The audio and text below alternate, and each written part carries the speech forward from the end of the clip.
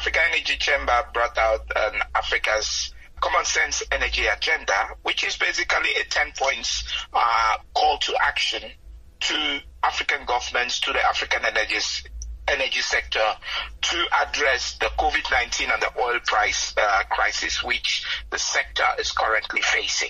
Now, you're calling on African governments to actually deal with the challenges that they faced because of the COVID-19. Please detail pointers that you came up with. Yes, it's first of all important to understand what happened. As a result of COVID, a lot of economies coming to a halt, grinding to a halt. The demand for oil significantly reduced, and what that made is that it had a significant knock on the price of oil. Also, there was, before COVID even, difficulties between oil producers as a result. Particularly Russia and Saudi Arabia went into some sort of a pricing war, which also drove the prices of oil down.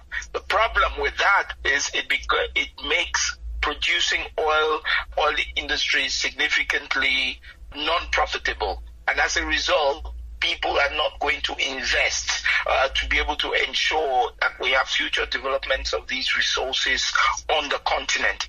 It is therefore important that African governments, especially African oil producers, look at it and say, what can we do to make sure that we can still, despite the very difficult environment that we have, still keep a very viable oil and gas industry, to make sure that, of course, in a year's time or in 2 years' time, we still have, the oil resources that we need to power our economies. So in detail, for example, what the chamber was calling at are things like expanding exploration licenses.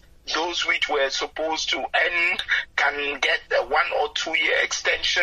I'm happy to say that the government of Equatorial Guinea has already ascended to that particular demand and extended unilaterally the licenses for 2 further years of everyone who held the license in Equatorial Guinea.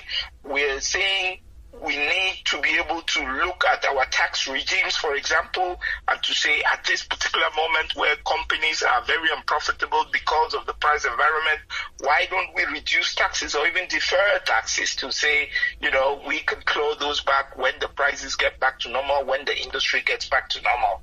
How do we support companies, South African companies, for example, operating in the gas space? How do we support them to make sure that they continue employing people during this difficult time? Because there is no point, the government turning a deaf ear and then letting all of those people go and, in a year or two, you're looking to rehire them. Mm-hmm. So those are some of the, common sense approaches that we are calling on governments to look at. And tell us about, maybe paint a picture of how these oil price wars have actually damaged African economies, especially those oil-producing economies, because of these wars.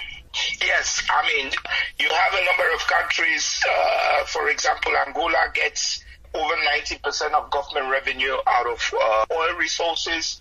The same for Equatorial Guinea. Nigeria also gets a substantial amount of government revenue out of the oil industry. A lot of people are employed in these industries. South Africa is a very important base for the oil industry in Africa.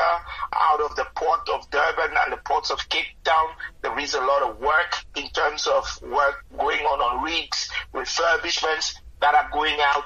And you can imagine, of course, that with the price of oil going down below 30 and even below 20 in some instances this year, what it basically happens is that companies don't invest anymore.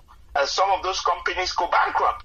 So what happens is, of course, that not only do governments lose in revenue, they also have a lot more unemployed people on the books within the countries which they have to take care. So it's absolutely a vital industry which one has to safeguard and make sure that, with these kinds of common sense approaches, one can put in the kinds of measures that are going to bridge the crisis. It's really important to think in a long-term perspective here and to say this is how important this particular resource is for the continent to power our economies. And so we need to find ways to be able to bridge the current crisis. Mm-hmm. It is certainly a crisis that is also going to have an end just like other crises.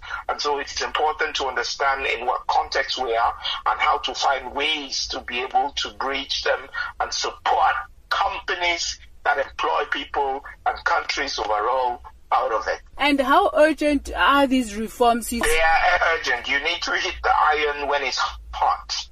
We are in a crisis mode at the moment. It's important to be able to put in those measures now. We want to stop people losing jobs now. So it's important that governments do that now. And in the interim, because the situation is still continuing, if it does continue further than the current period right now, May, what would this mean for the industry, the continent? It is going to be very difficult for the industry because what it's going to mean is that a lot of capital investments are not going to be made. So long-term, we're going to see a significant reduction in the output. Long-term, a significant reduction in the income that a lot of governments receive, African governments. We want African governments to make as much money as they can to be able to finance education, to be able to finance social projects, to be able to finance projects with women, to be able to finance projects with children. So you need African governments to make that money to be able to spend it in that way. And so we are really appealing on governments to look at some of these common sense measures to make sure that, we can retain as much revenue as possible within our countries to be able to finance a lot of some of these projects, which are extremely important for our